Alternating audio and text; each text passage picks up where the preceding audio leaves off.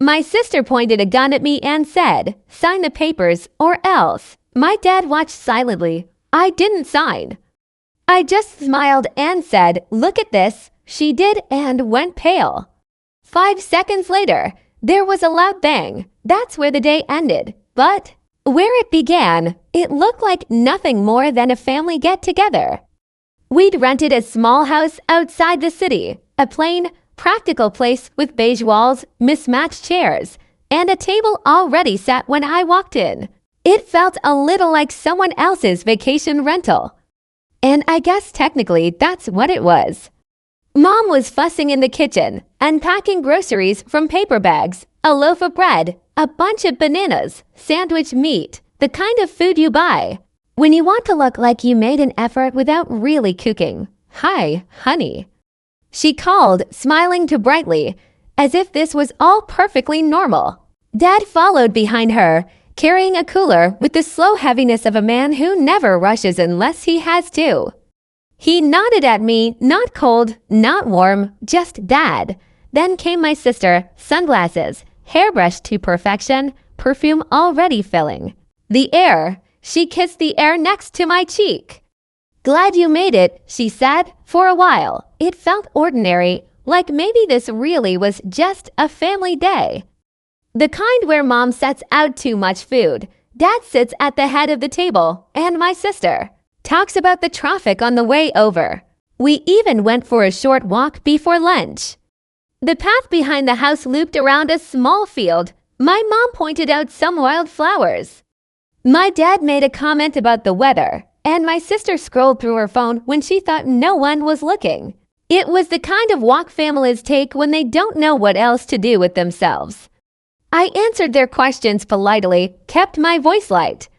From the outside, we probably look like a normal family, spending a normal Saturday together. Back at the house, Mom got busy arranging food on plates, sandwiches cut into triangles, potato chips poured into a bowl, fruit piled high in the center. She always overdid it, even when there were only 3 of us. "Eat something," she said, pushing a plate toward me like it was her mission. "I already ate," I said. She laughed it off, but I saw the flicker in her eyes. She wanted everything to look perfect, even if it wasn't. We sat down together, Dad at the head of the table, Mom to his right, my sister next to me. For a while, the only sounds were forks and glasses. The kind of silence you don't notice until you realize no one said a real thing in minutes. Then, my sister spoke, light and casual, as though she just thought of it. "So, are you going to do something fun with the inheritance?" The word landed like a stone in a still pond. My mom looked down at her plate. My dad took a sip of water. My sister's eyes stayed locked on me. Too bright, too fixed, I shrug. "I haven't decided yet." Her smile twitched. "You've got options. At least more than the rest of us." Dad cleared his throat. "Family should share," he said softly. "It's the right thing." I sipped my coffee. "We'll see." Mom jumped in quickly, changing the subject. She asked about my apartment, my work, but the mood had already shifted. The inheritance sat at the table with us now, heavier than the food, louder than the silence. We ate a little more. My sister made small digs disguised as jokes. Dad mostly stayed quiet. Mom kept asking if I wanted more fruit. Then, after a pause long enough to make the air feel stiff, my sister pushed her plate away and smiled. "Come with us," she said. "We want to show you something." Her tone was light, but something in me tightened. Dad stood. His chair scraped the floor. He didn't meet my eyes. They led me down the hallway into a spare room. No pictures, no decorations, just a table, 2 chairs, and a stack of papers waiting in the middle. "This will make everything simpler," my sister said, sliding the papers toward me. Dad stood near the door, arms crossed, silent. I sat, picked up the first page, legal words stacked neatly across the paper. I flipped to the second, then the third. My breath slowed. It was a waiver, a document stating I gave up all rights to the inheritance and transferred everything to them. Not a share, not even a split, everything. I let out a dry laugh.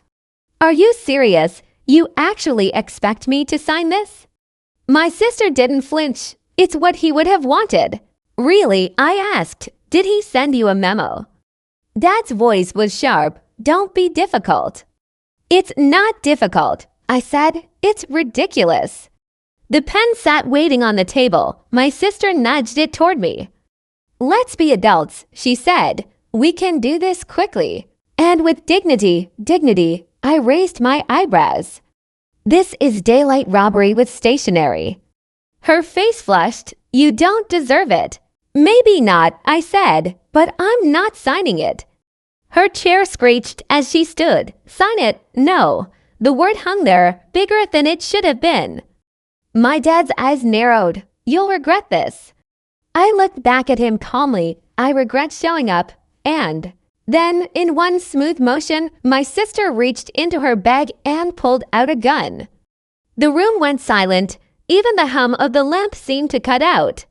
From the kitchen, my mom's voice floated down the hall. Tea's almost ready. My sister leveled the barrel at me. Sign the papers, she said, or else. My dad stayed frozen by the door. His silence said more than words.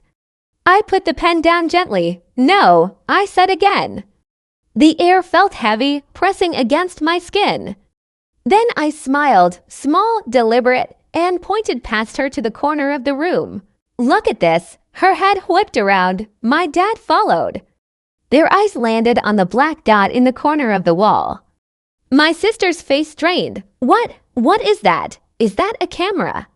Say hello, I said. You're being filmed. She spun back toward me, panic flooding her face, then back to the lens. You can't, she stammered, but stopped. The gun shook in her hands. She raised it toward the camera. Her voice cracked. Turn it off. Can't, I said. It's working fine. Her eyes darted from me to the lens. Desperate, she pulled the trigger. The bang ripped through the room. Mom gasped in the kitchen, dropping a spoon. The camera stayed standing, its little red light still glowing. My sister's eyes widened, confusion written all over her face. My dad stared at me, pale and speechless. I sat still, calm on the outside, everything else tight inside, and the camera kept watching, steady and blinking. If you want to understand why that day with the gun happened, you have to go back a bit. I grew up in a family where I was the middle child, which already tells you most of the story. I wasn't the golden firstborn, and I wasn't the baby who could do no wrong. I was the one in the middle, the one who got lost in the shuffle. So I made noise. That was my role.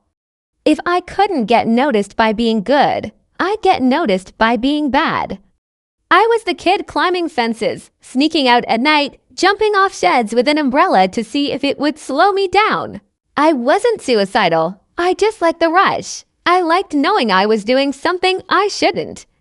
In a weird way, it was the only time I felt alive because at least then someone had to look at me. If I came home bleeding, at least my mom had to put down her magazine. If I mouthed it off at dinner, at least my dad had to look at me. That was the bargain. I learned early on that bad attention was better than no attention at all. My sister hated me for it. She was older, the responsible one, the one my parents bragged about. She thought I was an embarrassment. Maybe I was, but she did. Suffocating at home, the one person I missed was my grandfather. He was nothing like the rest of them. He was nothing like the rest of them. Where my parents cared about looking good, Grandpa didn't care at all. He wore the same clothes for years. His shoes were scuffed. He'd show up to birthdays with a card from the discount store and a handshake like he'd just dug a ditch. My mom used to mutter, "He looks like a homeless man." My dad would sigh and shake his head like Grandpa embarrassed the family. But I liked him. I liked that he didn't play the same games as the rest of them. He didn't try to impress anyone. He didn't even seem to notice when people rolled their eyes. He'd tell me stories about his old jobs, the places he lived, people He knew none of it glamorous, but all of it real. And I craved real. Sometimes when we went out for coffee, I'd pay for him because I thought he couldn't afford it. He'd smile at me like he knew something I didn't. Every once in a while, he'd say things that stuck, like, even if I was rich, I'd live exactly the same. Because once people know you've got money, they stop seeing you. All they see is what they want from you. I always thought he was joking, just Grandpa being quirky. He lived until 96. When he died, it wasn't a shock, but it still hurt. He'd been the only one in that family who really saw me.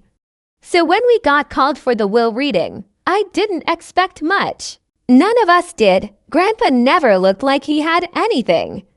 My parents went because it was formal. My sister went because she was curious. My brother went because he had to. We sat in the lawyer's office, all lined up in stiff chairs. The carpet smelled like dust and coffee. My sister leaned over to my brother and whispered, "What do you think we're getting?"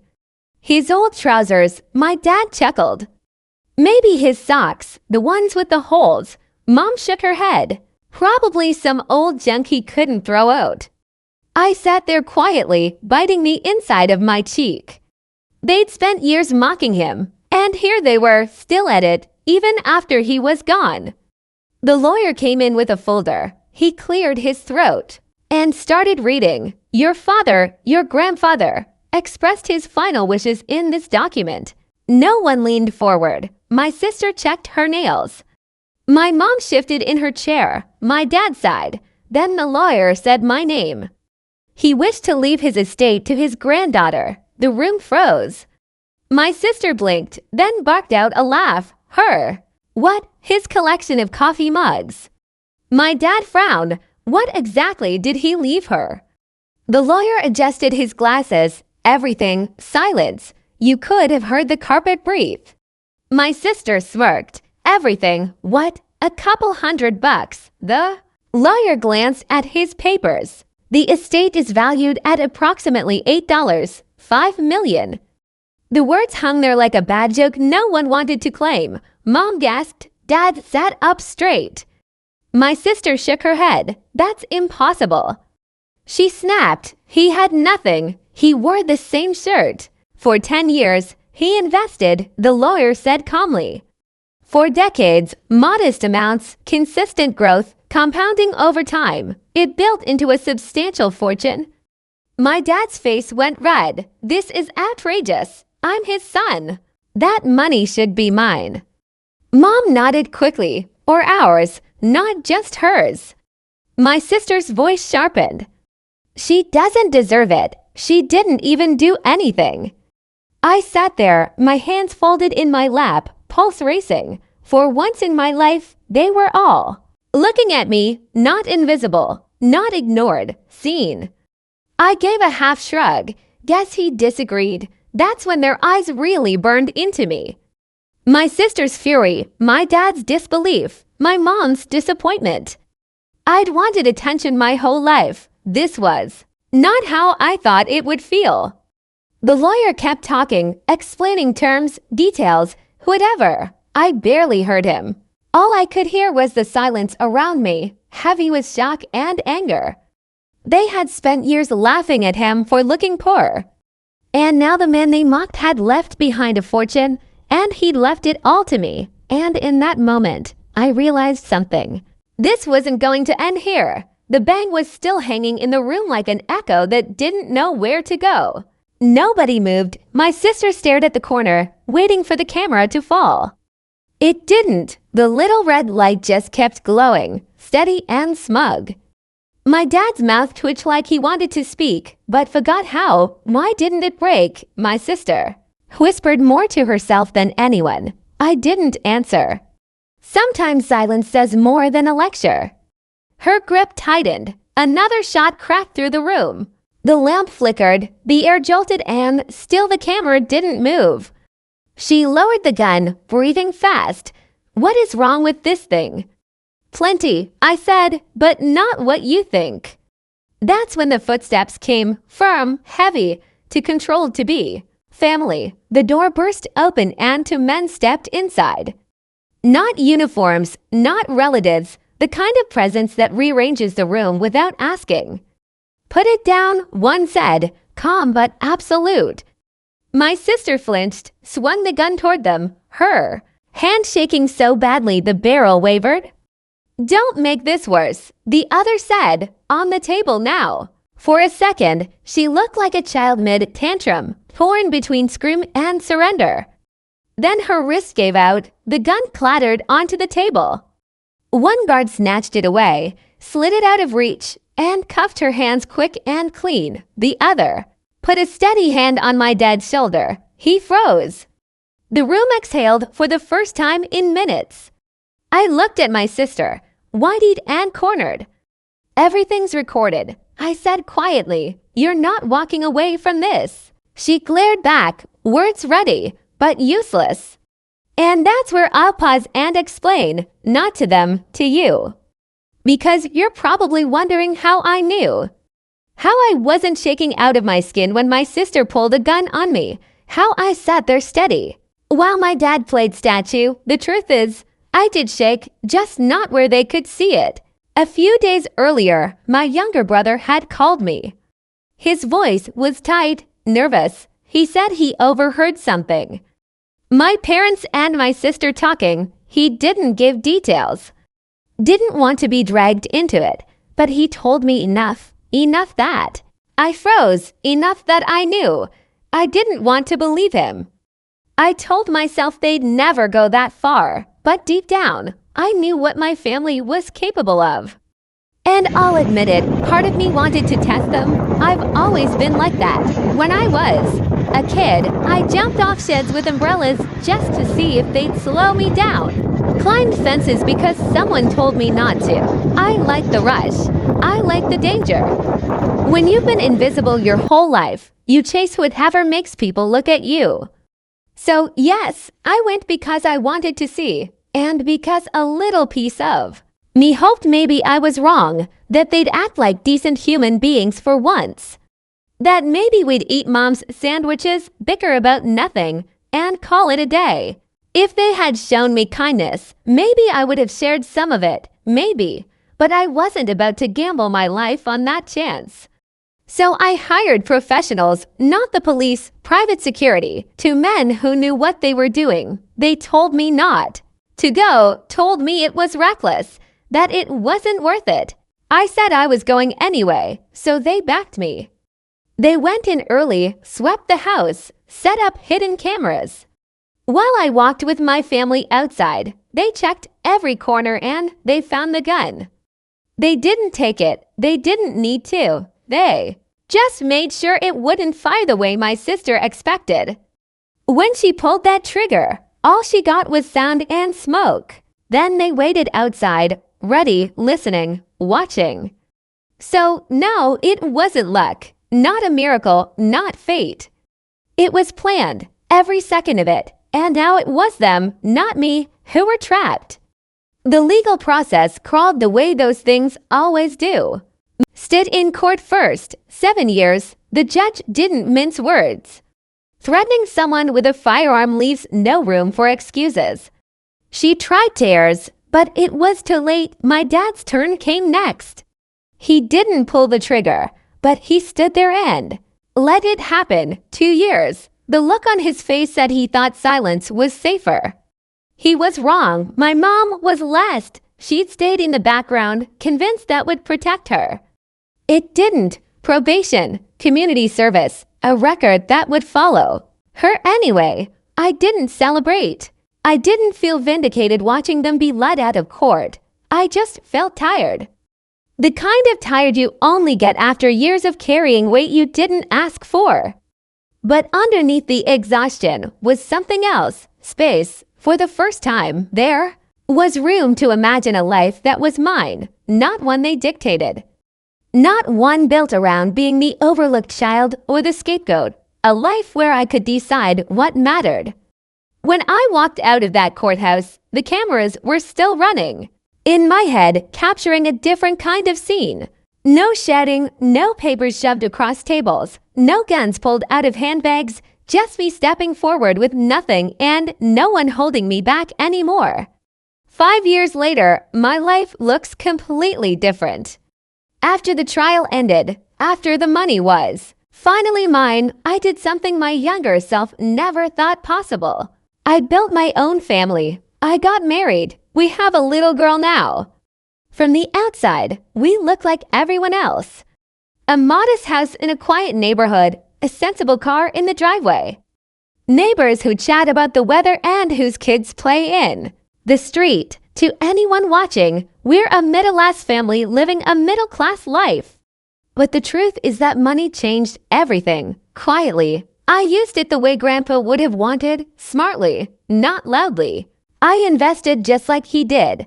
I set up a trust fund for my daughter, not to spoil her, but to make sure she always be safe when she's grown. For now, she doesn't know how much we have. She doesn't need to. She's busy being a kid, and that's exactly how it should be. I didn't hoard it all for myself either. My younger brother, the one who warned me, got what he deserved too. I paid for his college, cleared his debts, helped him get his first apartment. He never asked, and that's why I trusted him with it. Now he's making his own life, standing on his own 2 feet. As for me, I do spend it. I've traveled the world, Italy, Japan, even the Maldives. I've stayed in beautiful hotels, eaten food that still makes me smile when I think of it. I buy comfort when I want to, freedom when I need it. But when I'm home, I dress simply. I shop at the same grocery store as everyone else. To the outside world, nothing looks unusual. That's the way I like it because I finally understand what Grandpa meant. If people think you're rich, they'll only ever see the money. If they think you're ordinary, you get to live free. I still chase a little adrenaline now and then. Skydiving, scuba diving, climbing mountains, but I do it safely. I've learned how to feed that part of myself without breaking everything else.